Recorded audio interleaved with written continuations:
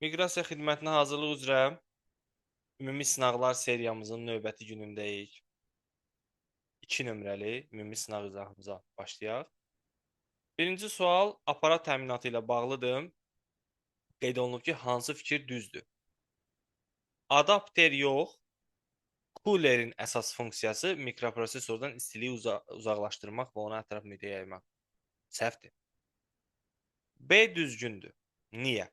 Skaner istənilən görüntünü, istənilən formatda fraqmenti görüntü formasında kompüterə daxil edən bir qurğudur, giriş qurğusudur. Skaner üç yerə bölünür. Sheet fed xüsusi üsulla dartılma, overhead kitab başayaq yerləşdirilir, kitab skan olunur. Flatbed qapağı bağlanır və yaxud qapağı qaldırılıb içərisinə ə, o mətn fraqmenti nədirsə daxil edilir. Mən sırf açar sözləri dedim sizə. Bunları biz harda öyrənmişik? Təbii ki, aparat təminatı mövzusunun ikinci hissəsində bu barədə danışmışdıq. İndi həmin təqdimatı sizin üçün açacağam. Deməli, aparat təminatı tam dərs. Bax, kim bu sualı səhv edibsə, diqqəti burada olsun xüsusilə.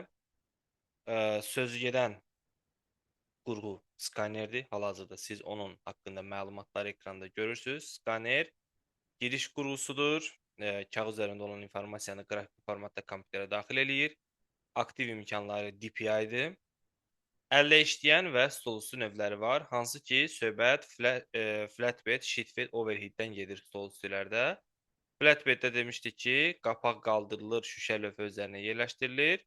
İkincisində isə demişdik ki, sheetfeddə vərəqlər xüsusi üsulla dartılır. Şəkildə də, videoda da gördüyünüz kimi. Biz isə davam edirik. Digər variantlar niyə səhvdir? Skanerin yox, printerin işbirlisinə görə zərli və zərfsiz olur. Skaner olur əllə işləyən və stolüstü. İşləmə sürəti yox, hesablama dəqiqliyi informasiyanın emalı zamanı istifadə olunan ədədin mərtəbələrinin sayıdır. İşləmə sürəti nə deməkdir? 1 saniyədə yerinə yetirilen sadə əməliyyatların sayı. Web kamera görüntüləri xaric etmə qurğusu deyil, daxil etmə qurğusu. İkinci sual qısa yoldur Word ilə bağlı. Sənəddə sonuncu redaktə olunmuş yerə qayıdış hansı kombinasiyadadır? Shift F5 düzgün cavabdır. Word ilə bağlı digər kombinasiyalarda burada qeyd olunur. Misal üçün burada Ctrl F2 çapın alternativ qısa yoludur. F5 yeniləmək üçündür. Shift F3 düyməsi də işləyir registri dəyişmək üçün kiçiyi, böyüyü, böyük kiçiyə. Bu da print preview, print layout görünüş rejiminə keçmək üçündür. Yəni çap görünüşünə keçmək üçündür. Qaldı ki, D variantı və digər qısa yolları biz hardan görə bilərik? Deməli, Office 2019, Word 2019. Dərsin sonlarına yaxın biz bu barədə danışmışdıq. Təxminən 90-cı səhifələrdən sonra. Biz əvvəlcə danışdıq obyektləri necə silmək olar, sonra qısa yollardan danışdıq. Burada mən qeyd etmişəm aşağıda, diqqət edirsinizsə, Shift F5 sənəddə sonuncu redaktə olmuş yerə qayıdışdır. Burada sonra mətn elementlərinin seçilməsi qaydası, hansı obyekti necə seçmək olar, hansı fraqmenti necə seçmək olar, F8 düyməsi necə işləyir, bütün bunları qeyd eləmişəm. Və gördüyünüz kimi o Alt Ctrl P-ni də gördük, çap düzəni, print layout görünüş rejimini bizə göstərir. Bu əslində bu qısa yolu miqrasiya xidmətini bilməsi o qədər də önəmli deyil. Amma Shift F5-i bilmək lazım.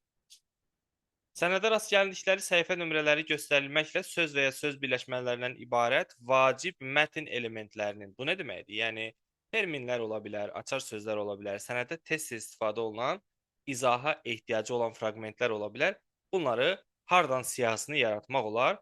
Təbii ki, reference, insert, index. Baxın, biz bir Word sənədi açırıq və bunu hardan həyata keçirmək olar, onu göstərim. Daha indi çox xırdalığa gedə bilmirəm, aydın məsələdir ki, vaxt da o qədər çox deyil. Amma bilmək lazımdır ki, söhbət insert index əmrindən gedir. Add an index listing keywords and the page numbers that appear on. Yəni, deyir ki, açar sözlərdən ibarət, orada Dövlət İmtahan Mərkəzi onu necə adlandırır? Vacib mətn elementi və onların səhifə nömrələri göstərilməkdir. Davam edirik. Şəkilə əsasən taskbarın xüsusiyyətlərinə aid doğru mülahizələri seçin. Əvvəlcə şəkilə baxmalıyıq. Tapşırıq paneli durduğu mövqeyə bərkidilir. Baxıram, lock Z taskbar əmri passivdir. Deməli, bu səhvdir. Bərkidilsəydi aktiv olardı. Tapşırıq paneli üzərində düymələr ölçüsü kiçik deyil. Small icons, small taskbar buttons əmri passivdir. Bəli, deməli, kiçik deyil. Əgər ki 10 olsa, aktiv olsa, deməli, kiçik piktoqramlardan istifadə olunur. Burada isə passivdir. Deməli, düzdür. Piktoqramların qruplaşdırılması yer çatmadıqda baş verir. Burada yazıb ki, always hide labels. Xeyr, avtomatik. Avtomatik. Deməli, bu da səhv. Yer çatmadıqda olsa olmalıdır when taskbar is full. Tapşırıq paneli ekranın aşağısında yerləşir. Bu düzdür. Bottom. Aşağı. Uyğun pəncərə bir qruplaşdırma bir düymədə baş vermir. Bu da səhvdir. Bu nə olardı olsaydı? Never. Heç vaxt. Burada always hide labels var. Yalnız işarələr görsənir, adlar görsənmir. Düzdür, çünki when taskbar is full-da və never-da həm ad, həm işarə görsənir. Amma always hide labels-da yalnız nə görsənir? Yalnız işarə, ad görsənmir. Həm ad, həm işarə görsənməz. Çünki always hide labels-dır. Deməli, cavabımız 2, 4 və 6-dır. 2, 4 və 6. C variantı. Kifayət qədər ciddi sualdır və diqqət tələb eləyən sualdır. Bir balaca haşiyə sizin üçün çıxıram məsələ ilə bağlı. Deməli, siz bilməlisiniz ki, always hide labels olsun, when taskbar is full olsun və yaxud never olsun, onları hansı ifadələrlə yadda saxlamaq olar, hansı ifadələrlə sırf əzbərdən bilmək olar ki, problem yaşanmayasan. Bax, həmin o ifadələr sizə göndərilmiş PDF-də də qeyd olunmuşdur. Bax, bu PDF-də də görsənir. Əgər ki, avtomatik bir düymədə qruplaşma baş verirsə və bu variant susmaya görə qəbul olunubsa, yalnız işarələr görünürsə, ad görünmürsə, deməli söhbət always hide labels-dır. Həm işarə, həm ad görsənirsə, bu ya when taskbar is full-dur, ya da never-dır. Deməli, ikinci cümləyə ehtiyac var. Növbəti cümlədə fərqləndirici cümlə budur. Yer çatmadıqda, fraqment, mətn fraqmenti, yer çatmadıqda fraqmenti gördünsə, when taskbar is full, baş vermir, qruplaşması olmur, heç vaxt belə ifadələr gördün, never. Davam edirik. 5-ci sual. Enerjidən asılı deyil, yenidən proqramlaşdıran daimi yaddaşdır. Əgər bu ifadə olmasaydı, mən deyərdim cavab ROM-dur. Amma yenidən proqramlaşdırılan, deməli, flash yaddaşdan söhbət gedir. EPROM. A variantı. Konfigurasiya, vaxt, tarix təbii ki, CMOS. B variantı. Hal-hazırda cari anda aktiv olan proqramları izləyirik. O da RAM-dır. Y variantı. A, B, Y. Elə A variantı düzgün cavab variantı. 6 nömrəli sual. Səhifə kənarlarındakı boş sahələri təyin etmək və ümumilikdə sənədin səhifə parametrlərini nizamlamaq təbii ki, layout margins bölməsindən həyata keçirilir. Layout tabı düzən, düzüm deməkdir və həmin o kənar boşluqlar margins bölməsindən həyata keçirilir. 7-ci sual. İş vərəqinin adında istifadə edilə bilsə də, iş kitabında olmaz. Çox gözəl bir sualdır. Dərin bilik tələb eləyir tələbədən. Baxın, yadınıza salıram. Dərsdə bu barədə danışmışdım. Demişdik ki, iş kitabında bu simvollar olmaz. Sual, ulduz, qoşa nöqtə, düz xət, slashlər, böyükdür, kiçikdir, dırnaq. İş vərəqində isə sual, ulduz, qoşa nöqtə, slashlər, transkripsiya. Deməli, iş vərəqində istifadə oluna bilər, amma iş kitabında istifadə oluna bilməz. Təbii ki, söhbət nədən gedir? Böyükdür, kiçikdir, düz xət və dırnaq. Bunlar vərəqdə olar, amma kitabda olmaz. Deməli, baxaq, hansı oldu? 2, 3 və 4. C variantı. Vərəqdə istifadə etmək olar, kitabda istifadə etmək olmaz. Bəs kitabda istifadə etmək olar, vərəqdə olmaz? Transkripsiya. Transkripsiyanı kitabda olar, amma vərəqdə olmaz. 8 nömrəli sual. Xarici yaddaş qurğularını seçin. Xarici yaddaş qurğuları əsasən sonu D hərfi ilə bitir. Əgər verirlərsə, vermirlərsə biraz dərin bilməlisən. Sərt maqnit disk, yəni söhbət hard diskdən gedir. Biri budur. DVD və əlbəttə ki, yaddaş kartı. 3, 4, 6. C variantı. İndi biz daxili və xarici yaddaşların siyahısına baxacağıq və bilək ki, hansı yaddaş daxilidir, hansı xaricidir. Baxın, xarici yaddaş qurğuları 1. Streamer kaset, 2. Floppy disk, 3. Magnet disk, 4. CD, DVD, 5. İntegral sxemlər, SSD, flash kart. Daxili yaddaşlar isə təbii ki, onları da bilməliyik. Register, cache, RAM, video yaddaş, ROM və flash yaddaş, yəni EPROM. Element bazasına əsasən ehimlərin inkişaf tendensiyası. Ən birinci nə olubdu birinci nəsildə? Elektron lampalar. Buradan başlayacağıq. 2. Sonra olub tranzistor və diodlar ikinci nəsildə. 4. İntegral sxemlər 1. Böyük və çox böyük integral sxemlər, bu da 3. 2, 4, 1, 3. Diqqətli olun. İndi həmin o məqamı sizin cədvəl formasında qarşınıza çıxardıram. Kimin artıq yadından çıxıbsa, mütləq qaydada qeydiyyatını götürsün. Baxın, bu hissədən, yəni elektron hesablama maşınlarından sizə hansı suallar düşə bilər? Bir, bu cədvəldir. Hansı ki, indi elə bu sual o cədvəlin içindən idi. Element bazaları. Bir, bu cədvəldir. Bir, bax buradır. Bax bu səhifə. Kompüterlər hansı əlamətlərə görə təsnif olunur? Bu səhifədir. Bir də bu da hər ehtimala qarşı bilsəniz yaxşı olar. Bu kompüterin strukturundan arxitekturasına olan şeydir. Əsas miqrasiyada budur. Bundan sonrası ki, dövlət qulluğunda, üzrəm, magistraturada daha çox düşmə ehtimalı var. Bu alta çox diqqət eləməyin, amma bu hissə düşə bilər. Davam edirik 10 nömrəli sualla. 10-cu sualda qeyd olunub ki, biz D4 xanasının qiymətini tapmalıyıq. Və əgər D4 xanasının qiyməti tapılacaqsa, onda biz gərək D1-in qiymətində bilək, D2-nin qiymətində bilək, D3-ün qiymətində bilək ki, işləyə bilək. Çünki average ədədi ortadır, toplayıb sayına böləcəyik. Birinci, başlayaq D1-dən. ABS B1. B1-in ABS-i, yəni 4-ün modulu. Bizim bildiyimizdir, belə sadə dildə moduldur, amma elmi dildə deyirlər ədədin mütləq qiyməti. Müsbət 4 eləyir.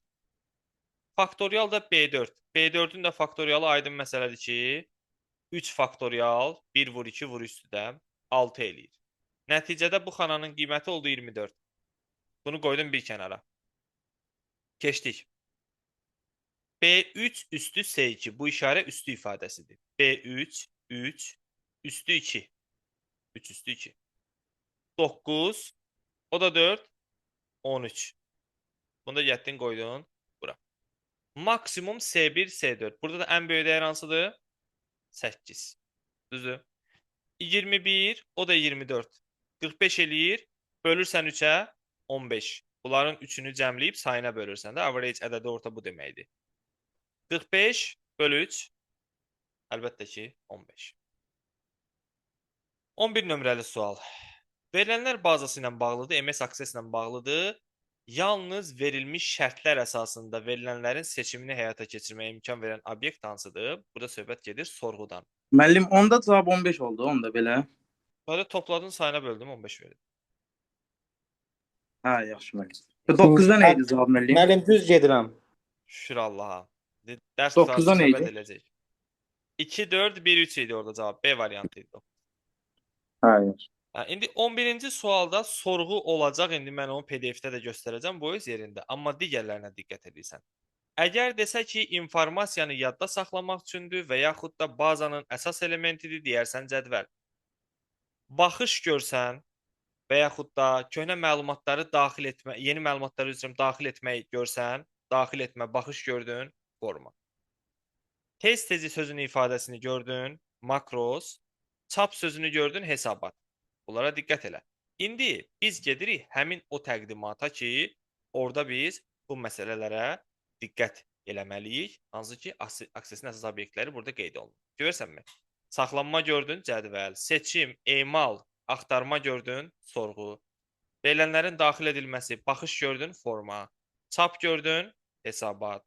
Səhifə, onsuz da orada internet və yaxud lokal qlobal şəbəkələr olur. Makros tez-tez, avtomatik, modulda mürəkkəb proqram əməliyyatları. Bundan bir dənə sualın düşmə ehtimalı qəbulda böyükdür. Diqqətli olun bu məsələ. Keçirik 12-ci suala. Məntiqi əməliyyatları seçin. Bilirsiniz ki, verilənlər üzərində 4 cür əməliyyatlar aparılır. Bu əməliyyatları mən ayrı-ayrılıqda burada vermişəm. Hansı ki, bunlar hesabidir, müqayisədir, məntiqidir, bir də xüsusidir. Bu sualda isə bizdən məntiqi əməliyyatları istəyir. Bura aiddir eqv, yəni ekvivalent, or, bir də not. And da ola bilərdi. Əgər ki, variantlarda olsaydı. 3, 4, 6 A variantı. İndi isə gəlin siyahısına baxaq. Baxın, burada biz hal-hazırda ümumilikdə verilənlər üzərində hansı əməliyyatlar aparıla bilər, onları görürük. Hesabi əməliyyatlar, müqayisə əməliyyatları, məntiqi və əlbəttə xüsusi. Davam edirik.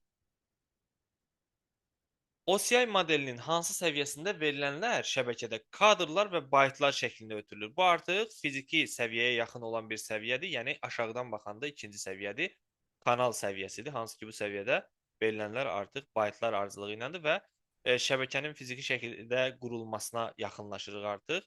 İndi mən sizə cədvəli də göstərəcəm. Hansı ki o cədvəldən həmin ifadəni də görə bilərsiniz və özünüz üçün xüsusi qeydləriniz də varsa götürün. Çünki OCI modeli son dövrlər çox populyardır. Qəbullarda çox görürəm. Dövlət qulluğunu demək olar hər bir imtahandan bir sual düşür. Bax fikir versənsə, əgər ki indi qısaltmaları deyirəm sizə, dərsdə biz geniş danışmışıq bundan. Semantikanın təyini, səhvlərin aşkarlanması varsa sözə tətbiqi səviyyədən gedir. Sintaksi səhvlərin yoxlanması nümayiş. Dialoq ifadəsi görərsənsə seans. Verilənlərin etibarlı şəkildə ötürülməsi, ötürməyə nəzarət, nəqliyyat. Şəbəkə paketlərin qəbulu ötürməsi, marşrutların təyini. Kanal bax bizə lazım olan və fiziki. Davam edək. Növbəti sual. Doğru yazılmış mak ünvanı göstərin. Baxın, mak ünvanda 6 hissə olmalıdır. 6 hissə. Biri-birindən ya qoşa nöqtə ilə ayrılmalıdır, ya da tire ilə ayrılmalıdır. İndi baxırıq ki, 6 hissə söhbətinə görə C variantı səhvdir. Burada 5 hissə var. 5 dənə sok deyərsən, hissə deyərsən, bölüm deyərsən, nə deyərsən. Sonra demişik ki, bölümlər arasında ya 2 rəqəm olmalıdır, ya bir hərf bir rəqəm olmalıdır, ya da nə olmalıdır? 2 hərf. Baxıram ki, bu ödəmir. Üçlüdür burada. B25 bizim dediyimiz kriteriyaya uymur. Bunu da çıxdıq. B variantı qalsın. D-də də üçlü var yenə. Bunu da çıxdın, düzdür? Qalırsan B ilə Y arasında. İndi B variantı da düzə oxşayır, Y də düzə oxşayır. Amma burada bir detal da var. Orada hərflər A, B, C, D, Y, F ola bilər. Burada isə O hərfindən istifadə olunur. Deməli, bu da səhv. Və cavab B variantı. 15 nömrəli sual. Protokolları müvafiq qaydada uyğunlaşdırın. Hipermetrlərin ötürülməsi HTTP-dir. Varmı burada HTTP? Yoxdur. Elektron məktubun qəbul edilməsi. Ya POP3 ya da IMAP. Varmı belə bir şey? Var. 2-yə B. Telekonferensiya xəbərlərin ötürülməsi. NNTP. 3 oldu. C. Ötürülmənin idarə olunması. Verilənlərin ötürülməsinin idarə olunması. Bu, deməli, TCP-dir. Transmission Control Protocol. Kontrol, idarə. D variantı. Qaldı ki, Y variantı. Bu da ARP protokoldur. ARP. Cavablarda olmadığı üçün götürmədim. 1D, 2B, 3C. D, B, C. C variantı. İndi baxın. Qlobal şəbəkəyə gedirik. Protokollar və onların müvafiq xüsusiyyətləri. Ümumiyyətlə, qəbulda protokol nədir sualda düşə bilər. Onun da tərifini bilməlisiniz. Buradan da ekranda görsənir. Protokollardan nəzarət məsələsi varsa TCP, ötürmə prosesinə nəzarət. Hazır paketləri çatdırırsa IP, UDP kiçik həcmli verilənləri ötürmək üçündür. ARP IP-ni MAC-a çevirmək üçün. FTP faylların ötürülməsi. HTTP hipermətnlərin ötürülməsi. NNTP şəbəkədə xəbərlərin ötürülməsi. ICMP isə dedik ki, internet kontrol mesaj protokolu. Qaldı ki, elektron postla bağlı da 2 dənə protokol var. SMTP göndərmək üçün, POP3 ilə IMAP də qəbul eləmək üçün. Tamam. Hansı fikirlər düz deyil? Xana daxilində informasiyanı redaktə etmək üçün F3 düyməsindən yox, F2-dən istifadə olunur. Bir səhv. İşçi fərəqin ad uzunluğu 31 simvol, düzdür. İş kitabı nə qədər? 255. Nisbi ünvanı mütləqə çevirmək və yaxud qarışığa çevirmək F4, düzdür. Excel ilə dollar işarəsi xana ünvanında sətrin sütunun hər ikisinin adının qarşısında varsa mütləqdir. Bu da. İşçi vərəqin sətir və sütunlarını silmək üçün deletedən istifadə olunur. Əslində deletedən istifadə oluna bilməz. Çünki sətri və sütunu yox, içindəki məzmunu silmək olar. Məzmunu silmək üçün. Deməli bu da 1 ilə 5-dir. Yəni Y variantı. 17 nömrəli sual. Sətri cədvəldə necə silmək olar? Bir üsul. Ctrl X ilə kəsmək. Ctrl X ilə kəsmək. Shift delete ilə silmək. Backspace ilə silmək. Baxa görə varmı o backspace-də burada? Bəli, backspace ilə silmək. Əlavə olaraq da var sətrin kontekst menyusundan silmək və yaxud da table layout tabının içərisindən silmək mümkündür. Deməli 4-dür. Burada da 3 idi. 3 ilə 4-ü götürdük. Düzgün cavab A variantıdır. Qalan variantlara baxanda delete yalnız məzmunu silmək üçündür. Sətri bütöv yox, ancaq içindəkiləri. Alt delete ümumiyyətlə yox. Belə kombinasiya. İndi kimin əgər ehtiyacı varsa, bilmirsə, qeyd eləyə bilər özü üçün. Burada yazmışdım. Sətri və yaxud sütunu cədvəldən silmək üçün. Bax bu. PDF-də yoxdur müəllim. Bəli. PDF-də var bunlar. Bəli, PDF-də var, amma yenə də məsləhətdir ki, qeyd eləyəsən. Yalnız məzmunu silmək delete düyməsi iləndir, amma sətri və sütunun içindəki məzmunla birlikdə silmək bu gördüyün üsullardan istifadə. Davam edirik. Növbəti sual. 18 nömrəli sual. 40 səhifəlik sənəd çapa gedir. Printerdən çıxan 20-ci səhifəni tapın. Baxın, burada əgər ki sizdən soruşursa ki, filanıncı səhifəni tapın, onda sizin baxacağınız ən birinci yer buradır. Dəstələnmiş çapdır, yoxsa dəstələnməmiş çapdır? Baxıram, dəstələnməmiş çapdır. Deməli, biz sonra baxırıq kopyaya. Neçə kopyadır? 5 kopya. Hansı səhifə çıxacaq? İlk dəfə, ikinci səhifə. İkinci səhifə 5 kopyada. Deməli 2, 2, 2, 2, 2. 5 dənə 2. Sonra tire ilə 6-ya qədər. 5 dənə 3. 5 dənə 4. 5 dənə 5. 5 dənə 6 və s. 5 dənə 10, 5 dənə 12 və s. İndi bizdən 20-ci səhifəni istəyir, düzdür? Əgər çıxan ilk 5 səhifə 2-dirsə, ikinci 5 səhifə 3-dürsə, üçüncü 5 səhifə 4-dürsə, dördüncü 5 səhifənin axırıncı səhifəsi, yəni axırıncı 5 bizim cavabımız olacaq. Amma əgər uncollated yox, collated yazılsaydı, onda nə olacaqdı? Bir dəfə başdan ayağa çıxardacaqdım, sonra bir dəfə də başdan ayağa, 5 dəfə başdan ayağa. Amma uncollated olduğu üçün əvvəlcə birinci səhifədən kopya sayı qədər çıxartmadan ikinci səhifəyə keçə bilmərəm. O məntiqlə də əgər ilk 5-lik 2-dirsə, ikinci 5-lik 3-dürsə, üçüncü 5-lik 4-dürsə, dördüncü 5-liyin sonuncu səhifəsi bizə lazımdır. Çünki 20-ci səhifəni istəyirsə. Və cavabımız nə olacaq? 5. Qaranlıq qalan məqam var dostlar. Varsa sual verə bilərsiniz bu məsələ ilə bağlı. Çatışmayan nəsə var? Yox? Deməli kim yoxdur? Zoom kullanıcısı kimdir orada? User bildim 100% o Ramile olar. Zoom kullanıcısı kimdir orada? iPhone da Leyla olar. Da yəqin Teymur Səlimov buradadırsa. Müəllim, mən buradayam, amma adım yoxdur burada. Teymur Nəbiyev. Yəni Zoom kullanıcısı mənəm. Ay sağ ol. Teymur Nəbiyev qeyd edək də səni. Bunu yazım biləcəm. Qardaşın hardadır bəs? iPhone odur. Buradayım müəllim. O da sən deməli o birisilər yox. Nəysə danışaraq video rolik gedir. Artıq işin deməkdir. 19-cu sual. Keçəcəm Vüsal müəllimin variantına. Dərsi salacam 3 saat dalbada, 7 saat 1-in yarısı buraxacam, onu da biləcək. Aşağıdakı əmr hansı lent tabına aiddir? Deməli, gördüyünüz bu əmr seçilmiş qrafik təsvirin səhifə boyu düzləndirilməsi üçündür. Yəni səhifənin soluna, sağına, yuxarısına, aşağısına. Təbii ki, bu layout tabının içərisindədir. Baxın, söhbət nədən gedir? Layoutun, bax, arrange lent qrupundadır, align, düzləndirmə. Burada. Davam eləyək. 20 nömrəli sual. Çox sevilən sual tiplərindən biridir. İlk dəfə öyrəndinsə, bir də problem yaşamayacağın tiplərdən biridir. Bir dəfə öyrən, get yaşa özün üçün. Diqqətli ol.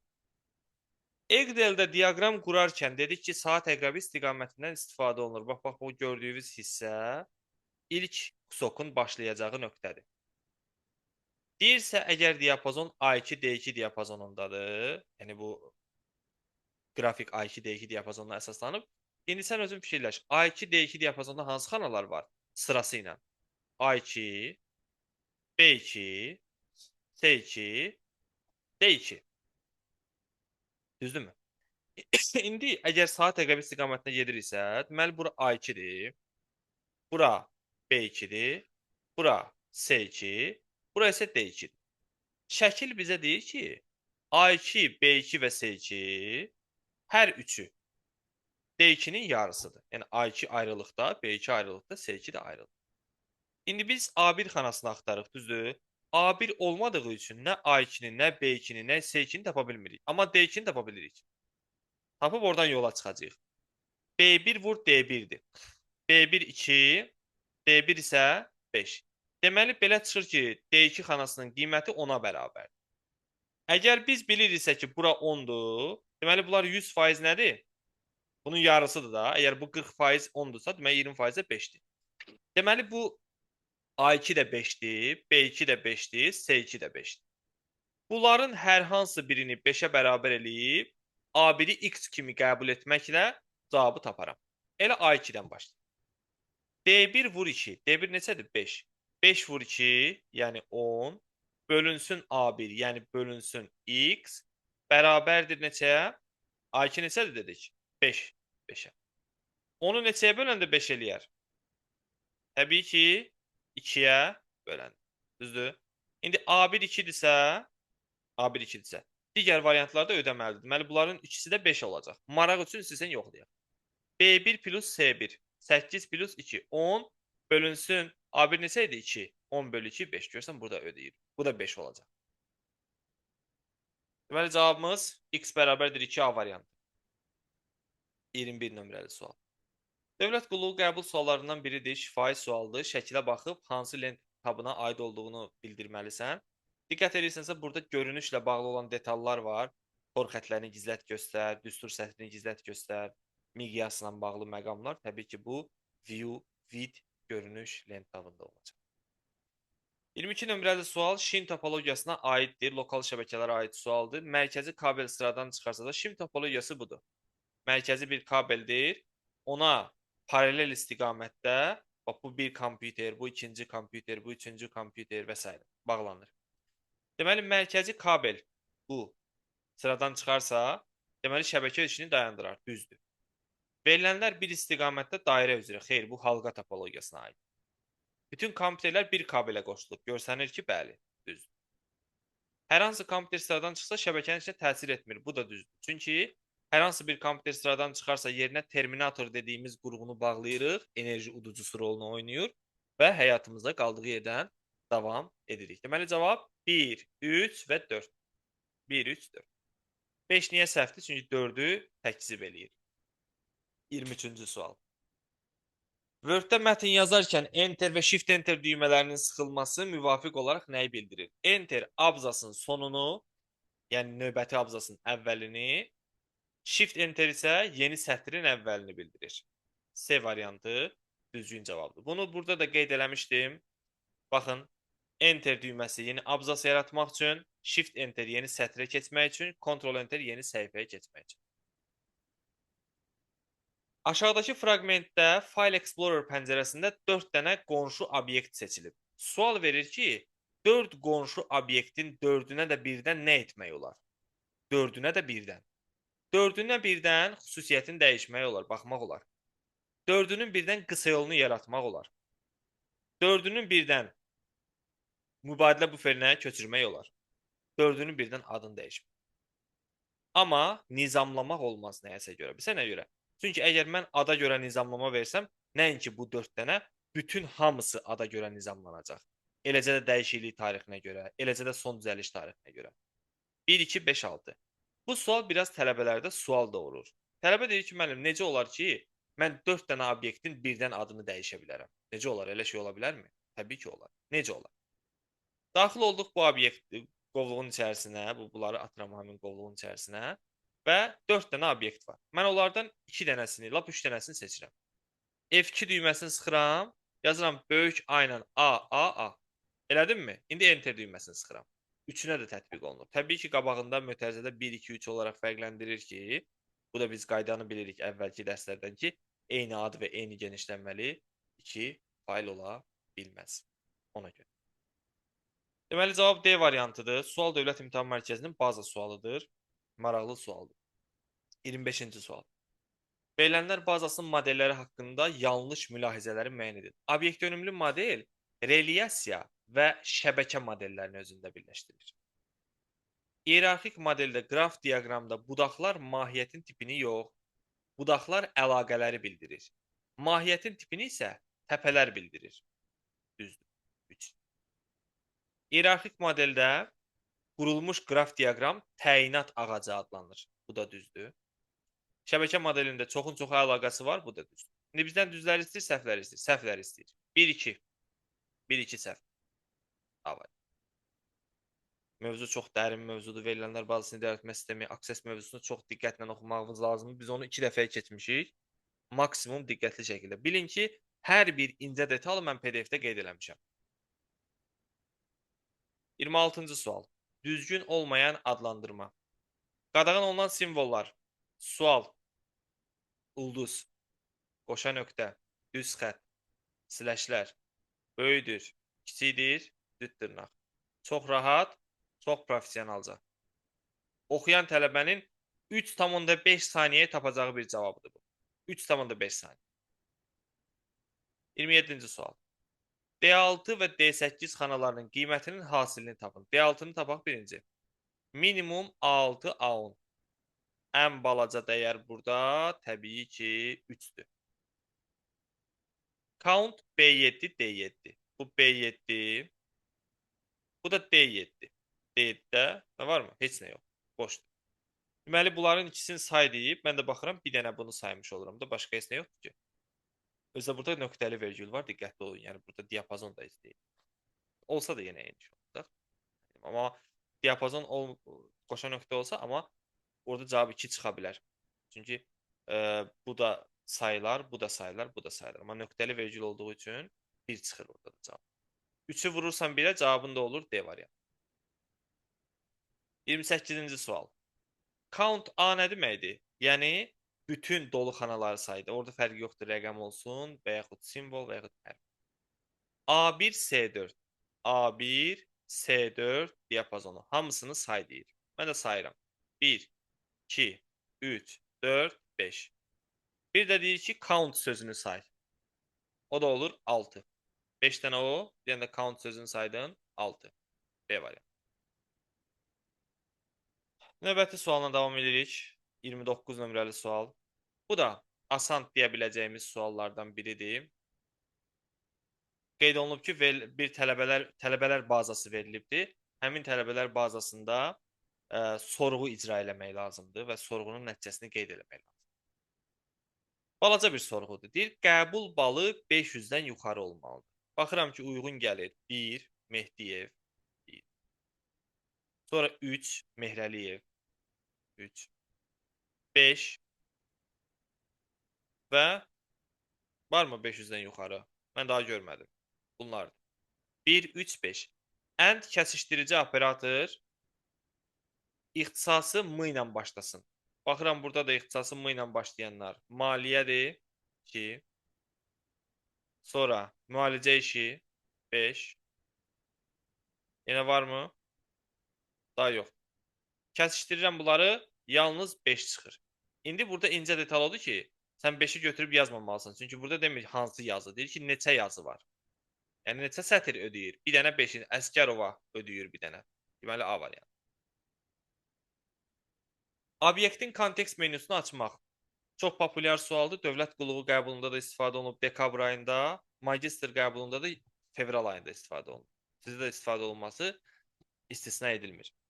Kontekst menü 3 üsulla açılır. Shift F10 kombinasiyası ilə kontekst menü düyməsi ilə, bir də mouse'un sağ düyməsini obyekt üzərində klikləməklə. 1, 2, 4. A variantı. Sənədə şəkil yerləşdirmək və yaxud hər hansı bir obyekt yerləşdirmək təbii ki, insert len tabından həyata keçirilir. Diapazonda neçə xana var? A, B, C. 3 sütun var. 8 çıx 5 üstə gəl 1. 4 dənə də sətir var. Deməli 12 dənə xana var. Sort əmri harda yerləşir? Baxın dostlar, sort əmri var, bir də sort and filter length qrupu var. Çox incə bir detaldır, sizin üçün açıqlayıram, qeyd eləyin özünüz üçün. Əgər sual versə ki, sort əmri hardadır, cavab verərsən home və yaxud data. Home'da da var, datada da var. Sort əmrindən söhbət. Sort. Amma sort and filter length qrupu desə, o ancaq datadadır. İndi diqqətli olun. Sort əmri harda yerləşir? Həm home, həm də data ola bilməz cavabda təbii ki. Yalnız datanı verir. Devam. Home da olsa düzeyir.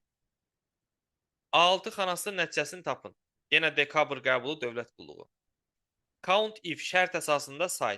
A2 D5 diapazonunda. A2 D5 diapazonunda. 20-dən böyük dəyərləri say. Sayaq. 1, 2, 3, 4, 5, 6, 7, 8. Çaşdırmaq üçün cavabda 11 veriblər. Hansı ki, sən burada 3 dənə 20 var. 20-dən böyük işarəsi. Onu da saya bilərsən. Amma halbuki bunlar söz sayılır və onları saymaq olmaz. Yalnız 20-dən böyük dəyərləri sayırsan. Bunlar da bilsən də dırnağa görə saymaq. 35-ci sual. 4-cü nəslin qabalit ölçüləri niyə görə balacalaşıb? Çünki böyük integral sxemlərdən istifadə olunur. John von Neumann prinsipləri. Kompüter proqramla idarə olunan avtomatdır. Vahid yaddaşa malikdir, ardıcıl ünvanlanan. 3 belə ifadə olmayıb. 4 də düzdür. Prosesor ifadəsi yox. Verilənlərin təyin edilməsi aparat səviyyəsində yox deyil. Yox, əslində düz yazıb. Mən səhv sayın. Aparat səviyyəsində yox, proqram səviyyəsində. Bəli, budur. Elə bildim ya ki, proqram səviyyəsində yox, amma aparat səviyyəsində yox. Düz. 1, 2, 4, 6. Y variant. Növbəti sual 37. Uyğunluğu müəyyən. Giriş-çıxış qurğuları. Fax modemi uyğun gələ bilər. DVD-ROM uyğun gələ bilər. 1-ə AY. Yaddaş qurğusu KMOS. Çıxışda plotter. Niyə D heç birinə düşmür? Çünki giriş qurğusu. Verilənlər əmr. Bax, bu gördüyümüz əmr insert caption'dır. Qrafik təsvirləri adlandırmaq üçündür. Reference tabında yerləşir və şəkilləri adlandırmaq üçün. 1 və 4. B var. 39. İnformasiya və vasitəsilə daxil edilir. Daxil etmə qurğularına baxırıqsa, birinci ilə ikinci daxil etmə olmalıdır. Deməli, C variantı səhvdir. Y də səhvdir, çünki prosesor emal qurğusu. Gəldik digər variantlara. Cari zamanda filan yaddaşı saxlanılır. Əməli yaddaş olmalıdır. Ya əməli, ya da operativ də demək olar. Deməli, bu da səhvdir. Hələ ki, B ilə D variantı düz gedir. Plan qurğu tərəfindən emal olunur. Təbii ki, prosesor tərəfindən. Xarici yaddaşda uzun müddət saxlanılır. Nəhayət, sonuncu sual 40 nömrəli sualdır. Böyük görsənməyinə baxmayın. Çox maraqlı sualdır əslində bu. Kompüter elmləri ixtisasında oxuyan qız tələbələrin sayını istəyir. Deməli, biz əvvəlcə baxaq görək kompüter elmləri ixtisası hansı ixtisasdır? Onun kodu nədir? Kompüter elmləri ixtisasının kodu 255-dir, 175-dir, bir də Cavab C-dir 188. müəllim. Bəli, Cavab C-dir. baxacaq da ona. O, hələ gələcəyin söhbət. Bir də 298. Bəli, kompüter elmlərində ixtisas kodu nəymiş? 255, 175, 188, 238. Düzdür? İndi baxaq görək 255 nömrəli ixtisasda kimlər oxuyur? 255-də oxuyan biri 1041-dir. Sonra hansı var 255-də oxuyan? Varmı? Daha yoxdur məncə. Bir dənə gördüm. Sonra 175-də oxuyan kimlərdir? 1035-dir. 1072-dir. Ya da yoxdur mu? Başqa yoxdur. 188-də kimlər oxuyur? Müəllim biri də var idi yuxarıda. 175-ə baxın, 120, 1020. Müəllim aşağıda. Ha, 1020 düppədir. Eşq olsun. 188-də bir dənə idi də. Hansıydı o? 1012 və 298-ə 298 1024. Varmı yenə? Yoxdur. Deməli bizim əlimizdə neçə dənə tələbə var? 1, 2, 3, 4, 5, 6 tələbə var. Görək bunların neçəsi qızdır. 1035 qızdımı yoxsa oğlandımı? 1035 qadın. Birini tapdıq. Bu oldu qadın. Plus. 1041 kimdir? Kişi. Lazım deyil. Minus. 1072 kimdir? 1072 qadın. Qızdır Düzdür. müəllim, yadım. Yəni. 1012 kimdir? Yenə qadın. Qadın. Tamam. 1020 Oğlandı. erkək. Hı hı. 1024 bu da erkək. Kişi. Bu da erkək. Deməli 3 qız, 3 oğlandır. Bizdən qızları soruşub, cavab C variantı təbii ki 3. Videonu dayandıracağım, suallarınızı sizdən alacağım. Görüm kimin də sual.